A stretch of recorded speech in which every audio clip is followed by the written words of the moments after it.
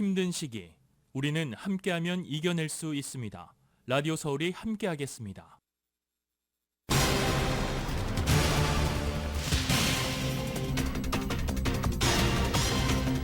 밤사이 LA 지역에 많은 양의 비가 쏟아졌습니다. 남가주 대부분 지역에 돌발 홍수 경보를 발령한 국립기상청은 침수 지역에는 접근하지 말 것을 경고했습니다. 갑자기 내린 폭우로 210번 프리웨이 파사드나 지역에 싱크홀이 발생했습니다. 현재 서쪽 방면 3개 차선이 차단됐고 남가주 지역 도로 곳곳에는 파토리 크게 늘고 있습니다. 남가주에 내린 비로 나무가 쓰러진 신고한 126건, 침수와 홍수 피해는 97건이 지금까지 접수된 상태입니다. LA시와 카운티는 겨울 폭풍으로 인한 피해 주민들을 돕기 위해서 재난 복구 서비스 지원에 나서고 있습니다. LA시의회가 할리우드 방문객들을 위한 서비스 정보 센터를 설치하는데 100만 달러 기금을 투입하는 내용의 조례안을 승인했습니다. 연방 하원에 도전하고 있는 네이버민 캘리포니아주 상원의원이 보건복지부 내에 각국의 언어 지원 서비스를 제공하자는 법안을 선보였습니다. LA 거주하는 한 여성이 우크라이나에 50여 달러를 지원한 혐의로 러시아에서 체포됐습니다. 최대 종신형이 가능합니다. 호주 시드니에서는 한인 일가족 3명이 살해되는 사건이 발생했습니다. 현지 경찰은 용의자인 태권도 사범 유모 씨를 체포해서 곧 살인 혐의로 기소할 방침입니다. LA에서 후원금 모금 행사를 하고 있는 바이든 대통령 선거대책위원회는 지난 1월 한 달 동안 모두 4,200만 달러의 후원금을 모금했다고 발표했습니다. 공화당 사우스캐롤라이나주 프라이머리를 나흘 앞두고 니키 헤일리 전 유엔 대사가 막판 중도층 지지를 끌어모으고 있지만 트럼프 전 대통령이 압도적으로 우세한 판세를 돌리기는 쉽지 않다는 지적입니다. 아메리칸 항공이 수화물 요금을 대폭 인상한다고 발표했습니다. 마일리지 적립 혜택도 대폭 축소됩니다. 샌프란시스코에서 보스턴으로 향하던 유나이티드의 보잉 항공기 날개가 손상된 것이 발견돼 덴버에 비상 착륙했습니다. 대학 입시에서 소수인종을 우대하는 정책을 폐기한 연방 대법원이 아시아계를 차별한다는 주장이 제기된 명문고등학교 입학 제도에는 관여치 않기로 했습니다. 22명의 사상자가 발생한 캔사스시티의 슈퍼볼 우승 축하 행사장 총격 사건은 서로 모르는 사람들 사이에 우연한 말다툼이 비극으로 이어진 것으로 드러났습니다.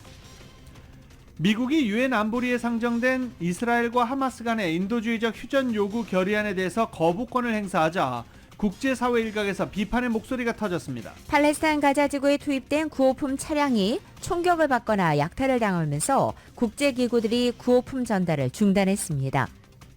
전공의들의 집단 행동이 한국에서 본격화되면서 10명 가운데 7명이 사직서를 냈고 이 가운데 63%는 병원을 떠난 것으로 나타났습니다. 더불어민주당이 임종석 전 대통령 비서실장에게 험지 출마를 요구했습니다. 현역 평가 하위 20%에 대한 비주류의 불만과 맞물려 현재 당 내용이 위험 수위로 치닫고 있습니다. 아시안컵 축구대회에서 주장 손흥민과 물리적 충돌을 빚은 이후 거센 비판에 직면한 이강인 선수가 손흥민 선수를 직접 찾아가 용서를 구했다며 자신의 사회관계망에 사과문을 올렸습니다. 류현진 선수의 한국 복귀가 초읽기에 들어가면서 메이저리그 출신 선수들이 한국에서 다시 맞붙는 흥미진진한 대결이 예상되자 한국 프로야구 흥행에는 희소식이 되고 있습니다.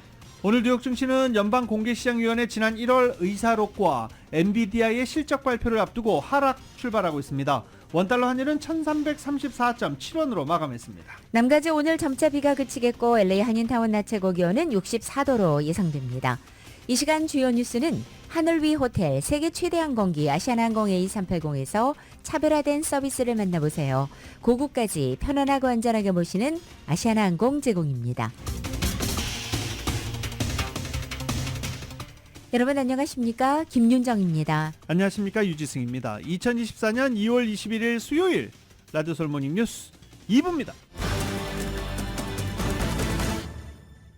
밤에 빗소리 때문에 깨신 분들 상당히 많으시죠. 지역마다 조금씩 편차가 있습니다. 어느 분은 나는 오늘 새벽 2시에 빗소리가 너무 세서 깼다. 어느 분은 4시, 5시.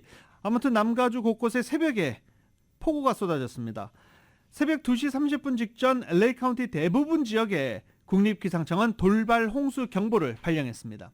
경보가 발령된 지역 주민들에게 침수된 곳을 걷거나 운전하지 말 것을 강력하게 권고하긴 했는데 자 지금 LA 한인타운의 하늘은 쾌청합니다. LA에서는 이번 폭풍으로 곳곳에서 피해가 발생했습니다. 어제 오후를 기준으로 나무가 쓰러지고 나뭇가지가 떨어진 신고는 126건 접수됐고 배수가 막히는 것을 포함해서 침수와 홍수 피해는 97건, 그리고 진흙사태와 잔해물이 쓸려 내려온 신고는 47건, 그리고 520가구가 정전 피해를 입었습니다. 그런가 하면 칼트랜스 캘리포니아주 교통국은 405번 프리웨이 북쪽 방면에 스코벌, 머홀랜드 출구가 커다란 싱크홀로 인해 무기한 폐쇄됐다고 발표했습니다. 벤투라 지역 101 프리웨이 시워드 애비뉴와 캘리포니아 스트리트 사이 구간도 침수로 인해 통행이 차단되기도 했습니다. 겨울 폭풍으로 남가주 전체가 영향권에 들고 이제 일단 오늘은 비가 모두 그칠 것으로 보입니다. 그러면 곳곳에 피해 확인할 수 있죠. LA시와 LA 카운티가 폭풍 피해에 대해서 정부 차원에서 피해 복구 지원에 나섭니다. 겨울 폭풍으로 피해를 입은 주민들에게 먼저 일단 사진을 찍어 놓을 것이 당부되고 있습니다. 최소한의 근거를 남겨놓으라는 거죠. LA시와 LA 카운티 모두의 웹사이트를 통해서 지원 신청을 할 수 있습니다. 또 LA는 기존의 311 전화 서비스, 마이 LA 311 온라인 서비스 등을 통해서도 LA의 일반적인 서비스에 대한 질문 요청할 수 있습니다. 남가주에는 오늘까지 나흘째 비가 내렸습니다. 이번 폭풍으로 인한 강우량의 집계를 살펴보겠습니다. 국립기상청에 따르면 어제 오후를 기준으로 사흘 동안 벨 에어 지역에 약 4인치, 포트렌치 거의 4인치에 달하는 비가 내렸습니다. 베벌리힐스는 약 3인치가 내렸고 패사디나 약 2.5인치가 내렸습니다. 뉴홀은 2.2인치, 컬버시티는 거의 2인치에 육박했습니다. 산타모니카 산악지역 일부에서는 7인치 이상의 강우량을 기록했습니다. 이곳 LA 다운타운은 우기가 시작된 지난해 2023년 10월 1일부터 어제 오후까지 강우량이 무려 17.5인치에 달했습니다. 2월 들어서만 12인치의 비가 내린 것입니다.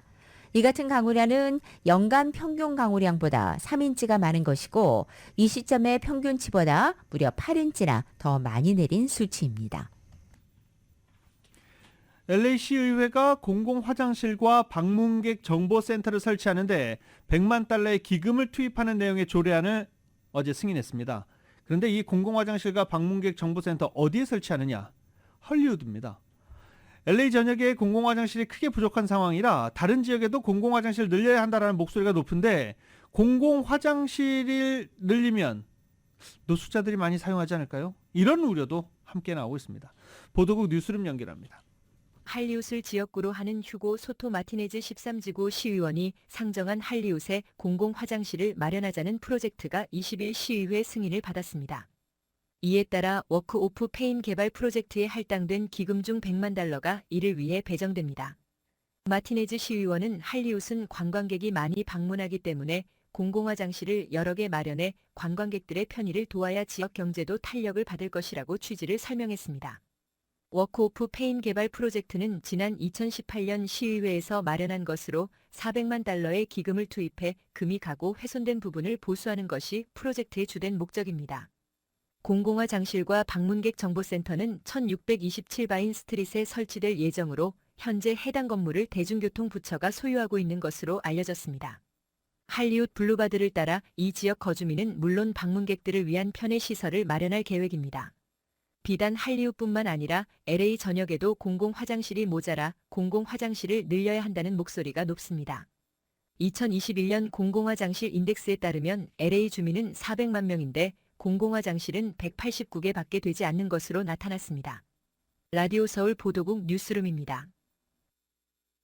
데이브민 캘리포니아주 상원의원이 어제 가주 보건복지부 내에 영어가 불편한 주민들을 위해서 랭귀지 서비스 본부를 마련하자는 법안을 내놨습니다. 이은 기자가 전해드립니다. 20일 데이브민 가주 상원의원이 발의한 SB 1078은 영어로 의사소통이 힘들어 정부의 의료 서비스를 받는 데 있어 어려움을 느끼는 가주민들을 위해 주 보건복지부 산하의 랭귀지 서비스 오피스를 마련하는 것이 골자입니다. 무엇보다 영어로 소통을 하는데 한계가 있는 한인들을 비롯해 아태계 주민들이 주정부가 마련한 의료 서비스를 아무런 불편 없이 제공받을 수 있도록 정부가 도움을 제공하자는 내용입니다.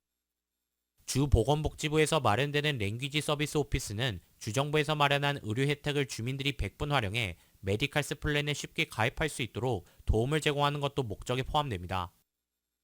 데이브민 의원은 영어에 어려움을 겪는 주민들이 언어 장벽으로 인해 정부의 의료 혜택을 맘껏 누리지 못하고 있는 상황이라며 해당 법안이 시행되면 한인 등 아태계 주민들이 정부의 의료 혜택을 신청하고 혜택을 누리는 데 큰 도움이 될 것이라고 강조했습니다. SB1078은 주정부 보험 관련 업무를 담당하고 있는 아시안 커뮤니티 조직의 지원을 받고 있습니다.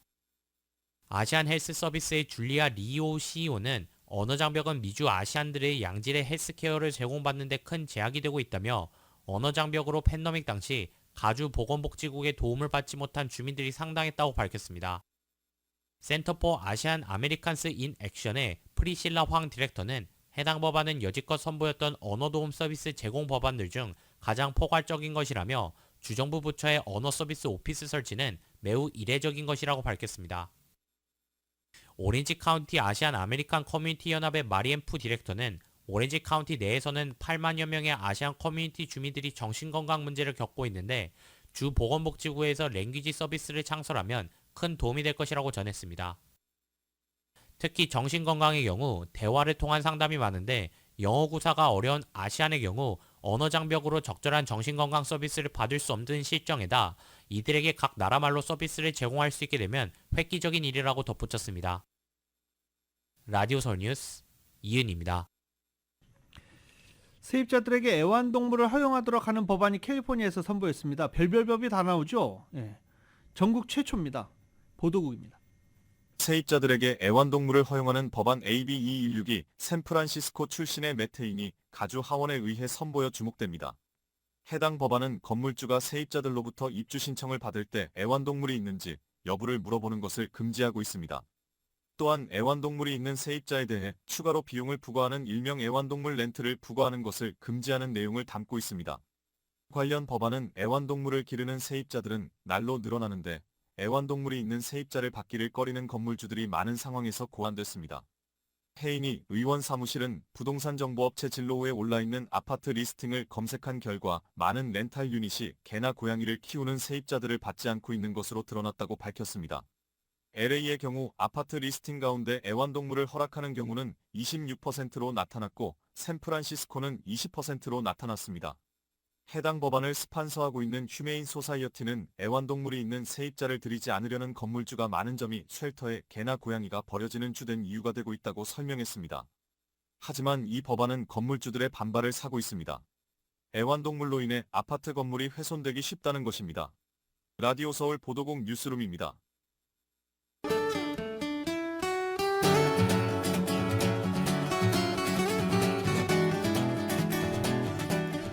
2월 21일 수요일 남가제의 날씨입니다. 지난 밤사이 정말 강한 비 쏟아졌습니다. 그리고 오늘 이른 아침 출근길에도 남가주 대부분 지역에는 굵은 붓줄기 이어졌습니다. 하지만 LA 다운타운 지역은 현재 해가 나고 있고 오렌지 카운티와 일랜드 지역도 출근 시간이 지난 9시나 10시 이후에는 점차 해가 날 것으로 보입니다. 이로써 지난 나흘 연속 이어졌던 남가주의 비는 멈춰서 목요일인 내일부터 이번 주말까지 비 소식 없겠습니다. 한편 다음 주 월요일 또 한 차례 비 소식은 나와 있지만 월요일에 내리는 비는 이슬비 형태로 약하게 지날 것으로 전망되고 있습니다. LA 한인타운의 오늘 낮 최고 기온 64도, 밤 최저 기온은 51도, 오렌지 카운티 지역은 63도, 49도, 벨리와 일랜드 엠파이어 지역은 61도, 45도, 해안 지역은 61도, 49도로 예상됩니다. 한국 오늘도 역시 전국 대부분 지역이 흐리고 눈 또는 비가 내리겠습니다. 서울의 오늘 아침 최저 기온 27도, 낮 최고 기온은 39도로 예상됩니다. 라디오 솔 모닝뉴스 2부 이 시간은 1250만 불 교통사고 최고 보상, 교통사고 전문 천재 변호사 리차드 호프만, 또 하나의 새로운 문이 열렸습니다. 한인은행 최초로 라스베가스에 진출한 오픈뱅크, 총 20억 달러의 승소, 크고 작은 교통사고와 상해, 브라이언 타필라와 시질러, 한인타운 올림픽과 카탈리나의 새 지점을 오픈했습니다. 고객과 함께 새로운 미래를 열어가는 US 메트로뱅크 공동 제공입니다. 라디오 솔 모닝뉴스 2부 이 시각 현재 프리웨이 교통 상황입니다. 405 놀스 방향입니다. 스투드베이커 로드와 만나는 지점 이중 추돌사고 있습니다. 60번 웨스트 방향 710번 놀스로 연결되는 지점에도 이중 추돌사고 있습니다. 5번 놀스 방향입니다. 오스본 스트리트과 만나는 지점엔 3중 추돌사고 있습니다. 참고하시고 안전운전하시기 바랍니다.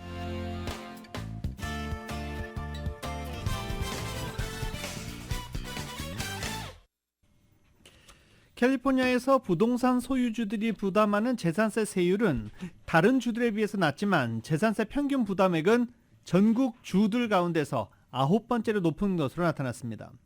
월렛 허브가 발표한 2024년 전국 주별 재산세 비교 현황 자료에 따르면 캘리포니아 재산세율은 0.71%로 전국 50개 주와 워싱턴 DC와 비교할 때 10번째로 재산세율이 낮은 주였습니다.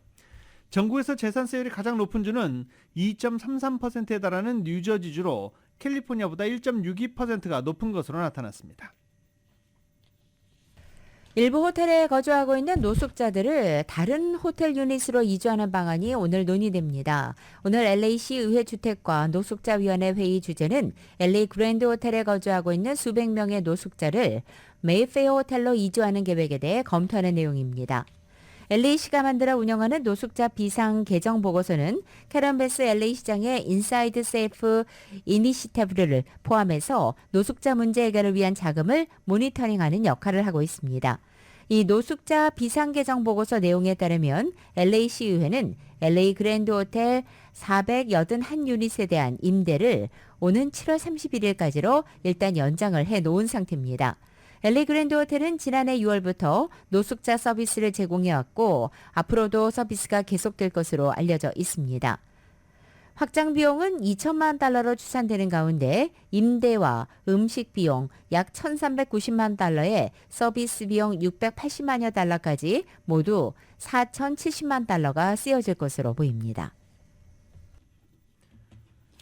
캘리포니아주에 많은 양의 이 비가 내리면서 곳곳에서 피해로 몸살을 앓고 있는데 또 이와 무관하게 눈을 즐기려는 주민들도 상당히 많죠.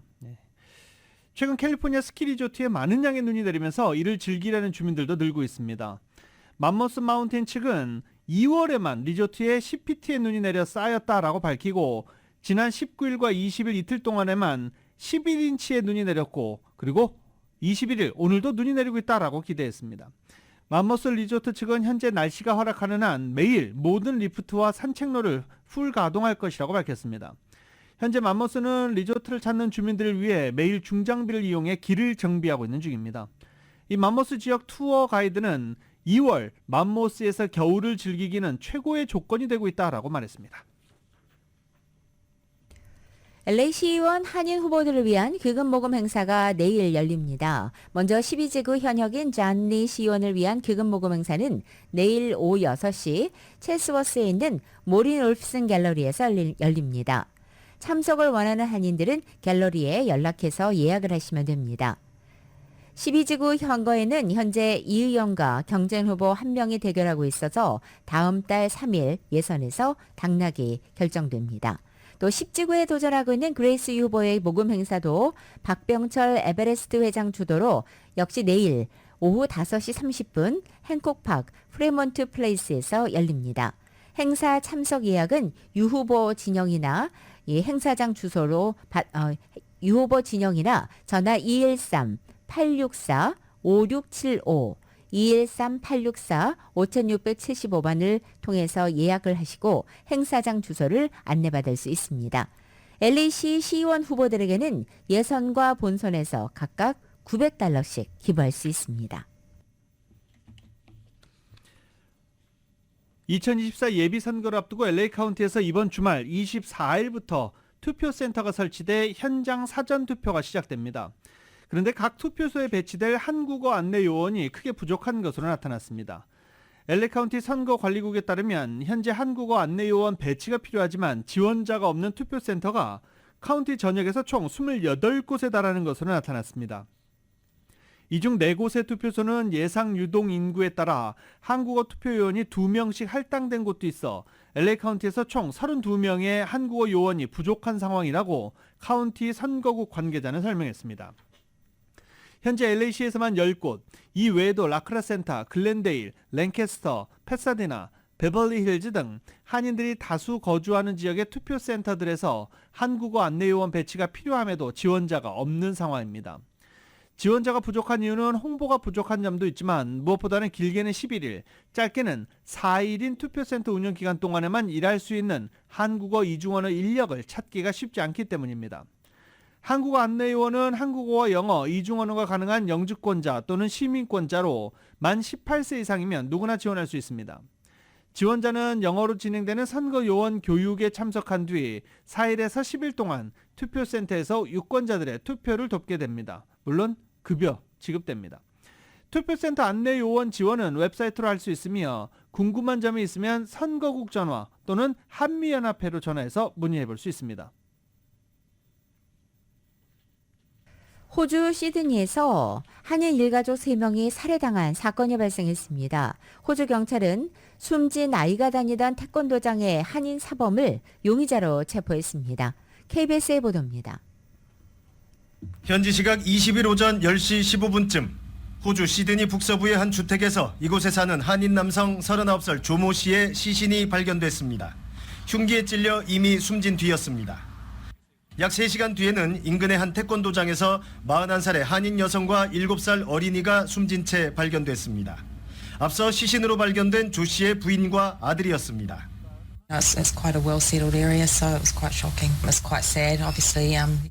경찰에 체포된 용의자는 이 태권도장을 운영하는 한인 사범 49살 유모 씨. 이날 새벽 태권도장에서 크게 다쳤다며 병원에 입원한 상태였습니다. 가슴과 팔 등에 심한 상처를 의심한 의료진의 신고로 출동한 경찰이 유 씨를 추궁해 두 곳의 장소에서 시신을 발견한 것으로 알려졌습니다. The man remains under police guard in hospital, receiving treatment for his injuries. 경찰은 유 씨가 전날 저녁 태권도장에서 여성과 아들을 살해하고 여성의 차로 이동해 조 씨를 숨지게 한 것으로 보고 있습니다. 경찰은 또 숨진 아이가 태권도장에 다녔기 때문에 유 씨와 조 씨 가족이 서로 아는 사이라고 설명했습니다. 현지 경찰은 구체적인 범행 동기를 조사 중이지만 일단 단독 범행으로 보이고 살인 혐의를 입증할 증거는 충분하다고 밝혔습니다. 방콕에서 KBS 뉴스 정윤섭입니다. 올 들어 LA에서 차량 절도 범죄가 더욱 증가한 것으로 나타났습니다. 범행은 대부분 거리 주차 차량의 대상입니다. LAPD가 최근 발표한 자료에 따르면 올해 1월 1일부터 2월 10일까지 LA 전역에서 총 2,974건의 차량 절도 사건이 발생했습니다. 참 말하면서도 저희도 믿기지가 않습니다. 지금 2024년이 시작된 지 40일밖에 되지 않았거든요. 2,974건 차량 절도 신고 건수만 그렇습니다. 올 들어 차량 절도가 하루 평균 73건씩 발생한 셈으로 작년 같은 기간에 2,700여 건보다 6.9%가 증가한 것입니다. 반면 용의자 체포 건수는 2년 전보다 25.9% 줄어든 326건으로 집계됐습니다. 그런데 자동차 절도 피해를 당해서 경찰에 신고하시는 분들 많으십니까? 대부분 이렇게 한숨 한번 내쉬고 보험회사와 연락하시는 분들이 더 많죠. 이런 것들은 경찰국에 집계되지 않습니다. 때문에 더 많을 것으로 추정되고 있습니다. LAPD에 따르면 차량 절도 범행은 80% 이상이 거리 주차 차량을 대상으로 이루어졌습니다. 이 외에 주차장 및 기타 공공장소에서도 종종 발생한 것으로 알려졌습니다. 오렌지 카운티의 터스틴 레거시 쇼핑센터에서 폭발 사건이 발생해 긴급 대피하는 소동이 빚어졌습니다. 폭발은 켄싱턴 파크 드라이브의 뱅크 오브 아메리카 인근에서 어제 오후 1시 15분경 신고됐습니다. 누군가가 쇼핑센터 앞 은행 인근에서 불법 박격포 같은 불꽃놀이를 벌였고 이 소리는 수마일 다른 곳에서도 들릴 정도로 컸다고 밝혔습니다. 폭발 신고를 접수한 오렌지 카운티 경찰은 폭탄 전담팀과 쉐리프 요원, 특공대가 현장에 투입돼 대응하기도 했습니다. 경찰은 인근에서 한 남성 용의자를 체포했고 현재 용의자의 신원은 밝혀지지 않았습니다. 샌버나디노 카운티, 리버사이드 이쪽 요새 문제가 상당히 심각하죠. 총기 문제, 마약 문제, 마리화나 문제 지금 이쪽에서 상당히 많이 터지고 있습니다. 샌버나디노 카운티 셰리프국이 최근 600파운드 이상의 마약과 20정 이상의 총기를 압수했다라고 밝혔습니다. 샌버나디노 카운티 셰리프국은 지난 10일부터 16일까지 일주일 동안 벌인 작전을 통해 수십 건의 중범죄자들을 체포했고 120정 이상의 총기와 다량의 마약을 발견해 압수했다라고 밝혔습니다. 셰리프국은 우리 수사관들은 작전을 통해 모두 600파운드가 넘는 마약을 압수하고 용의자들을 체포했으며 22개의 총기를 압수했다고 밝히고 압수한 총기 가운데 5정은 유령총이었다라고 덧붙였습니다. 셰리프국이 공개한 사진에는 돌격 소총과 권총, 확장형 탄창과 현금, 마약 등이 포함되어 있습니다. 셰리프국은 강력 범죄를 억제하고 거리 갱단원들을 척결하고 불법 무기 소지와 제조 그리고 마약 밀매 등과 관련된 범죄자들을 체포하기 위한 작전은 앞으로도 계속할 것이다 라고 경고했습니다. 10대 운전자가 운전한 차량이 경찰에 명령을 거부하고 도주하다가 사고를 내서 한 명이 사망했습니다. LAPD는 엔시노 지역에서 20일 새벽 12시 15분경 벤츄라와 발보아 블루버드 교차로에서 전조등을 켜지 않은 차량에게 정지 명령을 내렸지만 경찰의 정지 명령을 받은 차량은 오히려 속도를 더 냈고 신호등 기둥을 들이받은 것입니다. 이후 이 자동차는 불길에 휩싸였으며 이 경찰은 화재를 진압하기 위해 즉각 차에서 내려 진화 작업을 벌였습니다. 이 차량에는 3명의 10대 소녀들이 타고 있었고 운전자 동승자는 차량에서 탈출했지만 뒷좌석에 타고 있던 또 다른 한 명은 빠져나오지 못한 채 사망하고 말았습니다. 경찰은 사망자는 10대 소녀라고만 밝힌 채 정확한 신원은 공개하지 않았습니다. 또한 운전자는 14살 소녀로 무면허 운전이었고 조수석에 탔던 탑승객은 18세로 알려졌습니다. 2명은 모두 현장에서 병원으로 이송되기도 했습니다. 22명의 사상자를 낸 캔자스시티 칩스의 슈퍼볼 우승 축하 행사장 총격 사건은 서로 모르는 사람들 사이에 우연한 말다툼이 무고한 두 아이의 엄마를 살해하는 비극으로 이어진 것으로 나타났습니다. 캔자스시티를 관할하는 잭슨 카운티 짐 피터스 베이커 검사는 이번 총격 사건의 주요 용의자 2명 도미닉 밀러와 린델 메이스를 살인과 불법 무기 사용 등 중범죄 혐의로 기소했다고 밝혔습니다. 이들은 앞서 이 사건에 연루돼 총기 관련 혐의와 체포 저항 혐의로 기소된 청소년 2명에 이어 추가로 기소된 성인들입니다. 베이커 검사는 이들 두 사람은 전혀 모르는 사이였고 현장에서 말다툼이 휘말려 범행하게 된 것으로 조사됐다고 밝혔습니다. 요즘 일부 유튜버들의 돈 없는 행동이 문제가 되고 있습니다. 영국 아카데미 시상식에서도 한 유튜버 행동이 논란이 됐습니다. 그 외에 지구촌 화재 소식을 KBS가 정리했습니다. 현지 시각 18일 개최된 영국의 아카데미 시상식. 크리스토퍼 놀란 감독의 영화 오펜하이머가 작품상과 감독상 등 모두 7관왕에 올랐는데요. 33년째 파킨슨병과 싸우고 있는 마이클 제이 폭스가 시상대에 올라 작품상 수상작을 발표합니다. And the BAFTA goes to, I can read it, Oppenheimer. 그러자 오펜하이머 팀이 환호를 받으며 무대에 오르고 수상 소감을 이야기하는데 뒤쪽으로 검은 정장 차림에 모자를 쓴 남성이 올라와 자연스럽게 배우 킬리언 머피 옆에 자리를 잡고 섭니다. 그런데 이 남성 알고 보니 영화 제작진도 배우도 아니었는데요. 영국 BBC 등 현지 언론들은 이 남성이 유튜버라고 전했습니다. 영국 버라이어티지는 해당 유튜버가 시상식에 오른 게 처음이 아니라고 보도하기도 했는데요. 주최 측은 해당 유튜버를 체포했다면서 보안 문제를 심각하게 받아들이고 있다고 설명했습니다. 미국 네브래스카주의 한 동물원, 이곳에 서식하는 흰색 악어의 뱃속에서 동전이 무려 70개나 발견됐습니다. 동물원 측은 정기검진을 하던 중 해당 악어에게서 금속 이물질이 확인됐는데 수의사가 관을 삽입해 이물질을 꺼내 보니 약 7달러어치의 동전 70개였다고 밝혔습니다. 동물원 측은 관람객들이 소원을 빌며 던진 동전을 악어가 삼킨 것으로 추정하고 있습니다. I think a lot of people don't realize that doing something like this could damage an animal. 동물원 측은 방문객에게 동전을 던지지 말라고 요청했습니다. 해당 악어는 다행히 수술을 잘 마치고 회복했다고 하네요. 월드플러스였습니다. 자웅동체 이런 것 옛날에 많이 들으셨죠. 한 몸에 수컷과 암컷이 함께 있는 것. 예. 가오리도 자웅동체일까요? 희한한 일이 지금 벌어졌습니다. KBS입니다. 노스캐롤라이나주의 한 작은 아쿠아리움에는 샬럿이라는 이름의 암컷 노랑 가오리 한 마리가 살고 있습니다.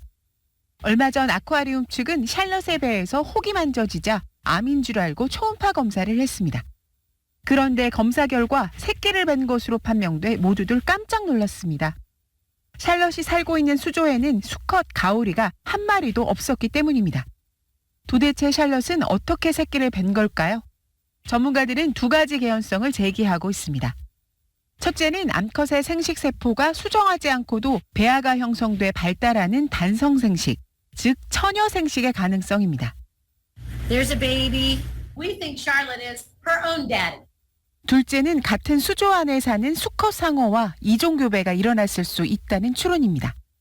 처녀생식도 이종교배도 모두 매우 보기 드문 경우인데요. 아쿠아리움 측은 새끼가 태어나면 샬럿의 출산 미스터리를 밝히기 위해서 DNA 검사를 할 예정입니다. KBS 월드뉴스입니다.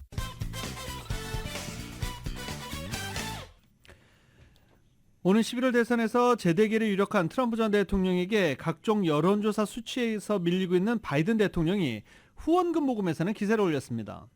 바이든 대통령 선거대책위원회는 지난 1월 한 달 동안 모두 4,200만 달러에 달하는 후원금을 모금한 것으로 집계됐다고 발표했습니다.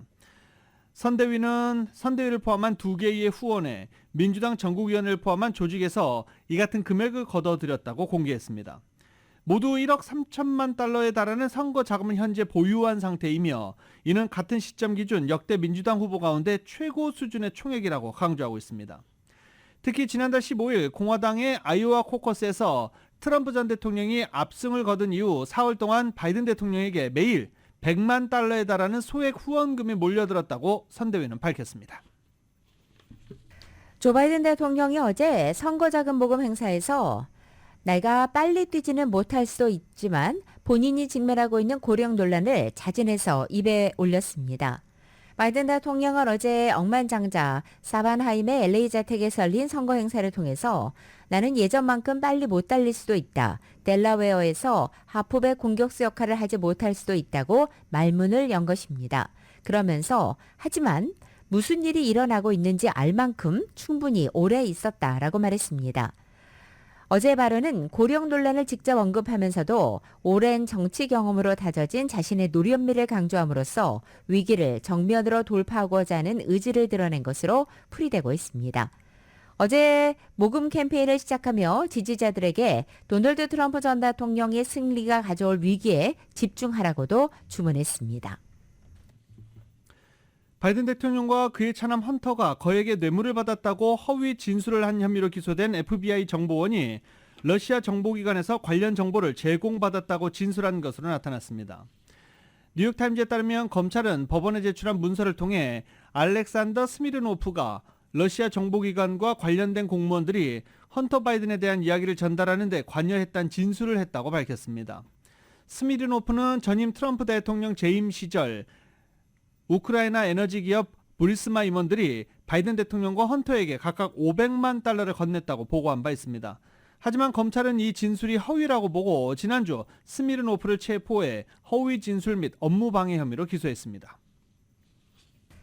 러시아 반정부 운동가 알렉세이 나발리가 옛 소련 정보기관인 KGB 요원들이 쓰는 암살 기술에 의해 사망했을 것이라는 주장이 나왔습니다.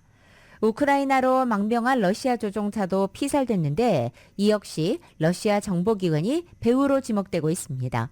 YTN의 보도입니다. 러시아 인권단체 활동가는 나발리가 숨지기 전 영하 27도의 극한 추위에서 2시간 반 동안이나 머물다 심장을 주먹에 맞아 숨졌다고 주장했습니다. 극한 추위에 혈액순환이 최소화해 몸이 망가진 상태에서 한 번의 가격으로 살해하는 옛 KGB의 이른바 원펀치 암살 기술과 일치한다고 설명했습니다. 또 최북단 감옥에서 이런 방식으로 숨진 수감자 사례도 있다고 전했습니다. 이런 가운데 스페인 경찰은 지난 13일 동남부의 한 도시 지하주차장에서 피살된 사람이 망명 러시아군 조종사라고 밝히고 러시아 정보당국과 러시아 마피아의 연관성을 수사하고 있습니다. 숨진 조종사는 전쟁에 참전했다 지난해 8월 헬기를 몰고 우크라이나로 망명한 뒤 러시아 당국으로부터 배신자 낙인의 사형까지 선고받았습니다. 스페인 현지 매체들은 이 조종사의 피살로 이곳에 피신해 있는 러시아 망명자들이 공포에 휩싸였다고 분위기를 전했습니다. 야권 지도자 나발리의 의문의 사망과 망명 조종사의 피살, 그리고 전역에서 강화되고 있는 검열과 통제는 푸틴 대통령이 3월 대선을 앞두고 공안 정국으로 여론을 통제하려 하고 있다는 분석이 나오고 있습니다. YTN 유재웅입니다. 공화당 사우스캐롤라이나주 프라이머리를 나흘 앞두고 니키 헤일리 전 유엔 대사가 막판 중도층 지지를 끌어모으고 있는 것으로 나타났습니다. 다만 트럼프 전 대통령이 압도적으로 우세한 판세를 되돌리기는 쉽지 않다는 지적이 나오고 있습니다. 서폭 대학과 USA 투데이가 사우스캐롤라이나 투표 의향층 500명을 대상으로 최근 조사한 결과 중도나 진보층 가운데 59%가 헤일리 전 대사에게 투표하겠다고 밝혔습니다. 트럼프 전 대통령에게 투표할 것이라는 응답은 39%로 집계됐습니다. 사우스캐롤라이나는 헤일리 전 대사의 고향이며 연방 하원의원과 주지사를 지낸 정치적인 텃밭입니다. 하지만 중도층의 자체가 두텁지 않은 지역 특성상 경성분명 여론조사에서는 트럼프 전 대통령에게 고전을 면치 못하고 있다는 분석입니다. 이번 조사에서도 전체 응답자 63%는 트럼프 전 대통령에게 투표하겠다고 밝혔습니다. 바이든 행정부가 학자금 대출 탕감 플랜 B의 초안을 발표한 지 넉 달이 돼가는 가운데 교육부가 구제 대상 확대 계획을 발표했습니다. 교육부는 5가지 범주의 대출자를 대상으로 하는 학자금 탕감 플랜의 구체안을 공개했습니다. 지난해 12월 교육부는 바이든 대통령이 구체화된 학자금 대출 탕감 플랜 B 내용을 발표하고 4개 그룹 대출자들이 우선순위를 부여받을 것이라고 했는데 여기에 한 가지를 더 추가해 구제 대상을 확대하는 겁니다. 첫 번째 대상자는 원금보다 부채 잔액이 늘어난 대출자, 두 번째 대상자는 2000년에서 2025년 이상 상환 중인 대출자, 세 번째는 과도한 부채 부담 혹은 학자금 채무 연체율이 지나치게 높은 직업훈련 프로그램 참여한 대출자, 좀 어렵네요. 네 번째, 소득 기반 상환 프로그램 또는 공공서비스 부채 탕감 등 프로그램에 따라 학자금 대출 탕감 대상에 포함되지만 신청하지 않은 대출자, 그리고 마지막 대상자, 재정적 어려움을 겪고 있는 대출자. 다란 얘기네요. 교육부는 해당 범주를 추가해 재정적 어려움을 판별할 17가지 기준을 제안하기도 했습니다.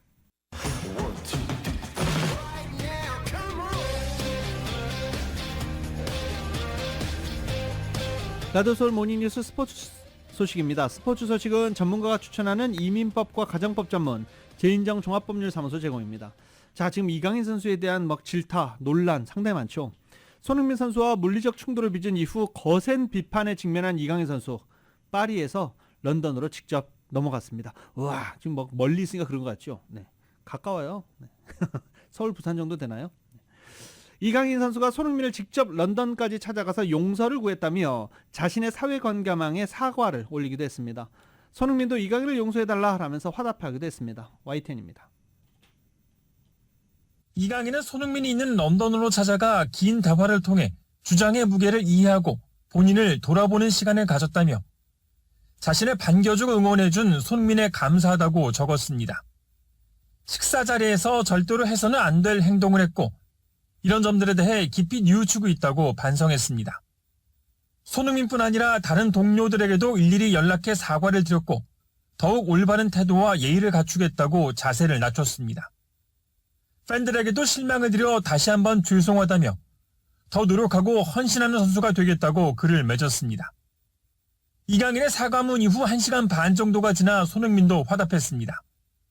이강인과 런던에서 함께 찍은 듯한 사진을 올리며 이강인이 너무 힘든 시간을 보내고 있다. 너그러운 마음으로 용서해달라고 부탁했습니다.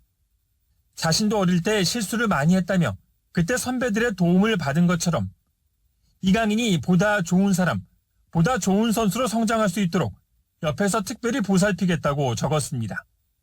일부에서 나오는 대표팀 편가르기에 대한 내용은 전혀 사실이 아니라며 적극적으로 반박하기도 했습니다.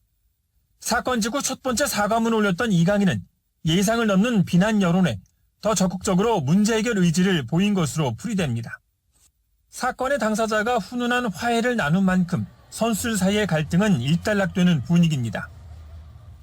하지만 새 감독이 다음 달 결정할 대표팀 명단에 이강인을 포함할지, 선발한다는 이강인이 팀에 녹아들며 팬들이 수긍할 만한 경기력과 헌신을 계속 보여줄지, 완전한 사태의 마무리를 위해선 시간을 두고 더 지켜봐야 할 게 아직 많습니다.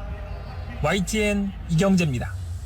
류현진 선수의 한국 복귀가 초읽기에 들어가면서 한국의 프로야구 흥행 전망도 더욱 밝아졌다고 합니다. YTN입니다. 코리안 몬스터 류현진의 국내 복귀가 임박했다는 소식에 연일 야구계는 들썩이고 있습니다. 미국 애리조나에서 스프링 캠프 중인 SSG 추신수는 류현진의 복귀를 환영한다면서 타지에서 좋은 성적을 보여주며 활약한 류현진이 대단하다고 축혀 세웠습니다. 그러면서 류현진과의 대결이 기대된다고 소감을 전했습니다. 추신수와 류현진의 맞대결, 메이저리그에서만 볼 수 있었던 성공한 빅리거 2명의 맞대결을 국내 무대에서 본다는 자체만으로도 야구 팬들은 흥분하고 있습니다.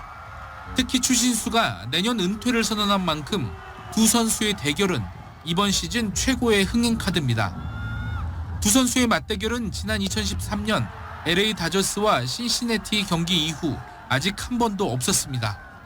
이뿐만이 아닙니다. 한 시대를 풍미한 류현진과 김광현, 양현종 좌완 트리오가 올드보이가 돼 국내에서 다시 맞대결을 벌인다는 점도 야구 팬들의 추억을 자극하는 요소입니다. 지난해 KBO의 관중수는 모두 810만 300여 명. 지난 2018년 이후 5년 만에 800만 관중 시대를 다시 열며 흥행 회복세에 접어들었습니다. 여기에 괴물 류현진의 복귀 호재가 더해져 KBO도 흐뭇하게 상황을 지켜보고 있습니다. 2024년 2월 21일 수요일에 전해드린 라디오솔 모닝뉴스 여기서 마치겠습니다. 오래간만에 햇볕이 반짝 떴습니다. 오래간만도 사실 아닌데 하루 이틀 비가 오면 이렇게 햇빛가 그리워요. 네. 지금까지 진행의 유지승, 김윤정이었습니다. 라디오솔 모닝뉴스 2부 이 시간은 1250만 불 교통사고 최고 보상, 교통사고 전문 천재 변호사 리차드 호프만, 또 하나의 새로운 문이 열렸습니다. 한인은행 최초로 라스베가스에 진출한 오픈뱅크, 총 20억 달러의 승소, 크고 작은 교통사고와 상해, 브라이언 타필라와 시즐러, 한인타운 올림픽과 카탈리나에 새 지점을 오픈했습니다. 고객과 함께 새로운 미래를 열어가는 US 메트로뱅크 공동 제공이었습니다. 잠시 후 9시에는 강혜실의 오늘의 미국이 방송됩니다. 함께해 주신 여러분 고맙습니다.